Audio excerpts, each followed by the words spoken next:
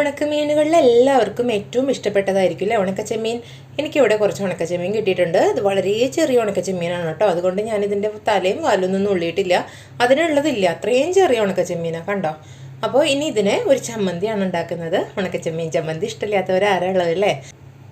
അപ്പോൾ ചമ്മന്തി തയ്യാറാക്കുന്നതിന് വേണ്ടിയിട്ട് ഒരു ഫ്രൈ പാൻ അടുപ്പത്തേക്ക് വെച്ച് കൊടുത്തിട്ടുണ്ട്. ഇതിൽ കഴുകി വൃത്തിയാക്കിയിട്ടുള്ള ചെമ്മീനാണ് കേട്ടോ, ഉണക്കച്ചെമ്മീൻ. അതിട്ട് കൊടുക്കാം. അതിൻ്റെ നനവൊന്ന് മാറുന്നത് വരെ നന്നായിട്ടൊന്ന് ഇളക്കി യോജിപ്പിച്ച് കൊടുക്കാം.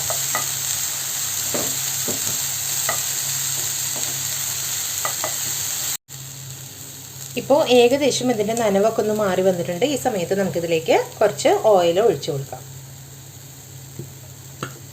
ഒരല്പം മാത്രമേ ചേർക്കണുള്ളൂ കേട്ടോ. ഇനി നമുക്കിത് നന്നായിട്ടൊന്ന് ഇളക്കി യോജിപ്പിച്ച് ഒന്ന് വറുത്തെടുക്കാം. ഇനി ഇതൊന്ന് ചൂടായി വരുന്ന സമയത്ത് നമുക്കിതിലേക്ക് കുറച്ച് മുളക് പൊടി കൂടി ചേർത്ത് കൊടുക്കാം. അത് കൂടി ചേർത്തിട്ട് നന്നായിട്ടൊന്ന് ഇളക്കി കൊടുക്കാം.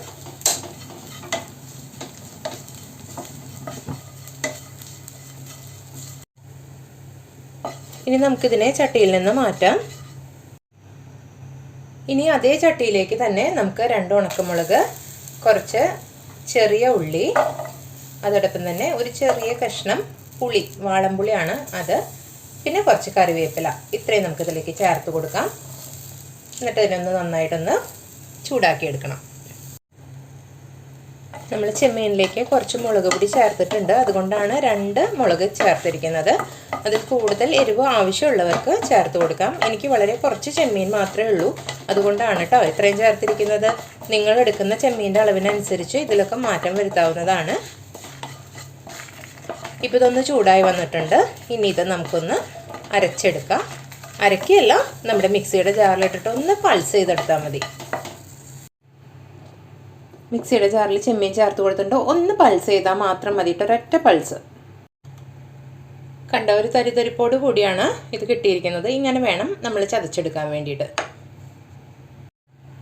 ഇനി അതേ മിക്സിയുടെ ജാറിലേക്ക് നമ്മൾ തയ്യാറാക്കി വെച്ചിരിക്കുന്ന ഉള്ളിയും അതുപോലെ തന്നെ മുളക്, പുളി ഇതൊക്കെ ഉണ്ടല്ലോ, അത് ഒന്ന് ക്രഷ് ചെയ്തെടുക്കാം.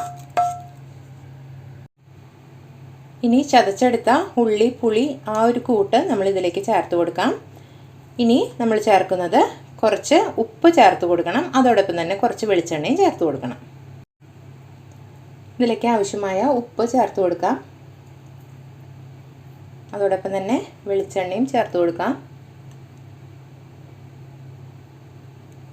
നന്നായിട്ടൊന്ന് കൈവച്ച് തന്നെ ഒന്ന് ഇളക്കി യോജിപ്പിച്ച് കൊടുക്കാം.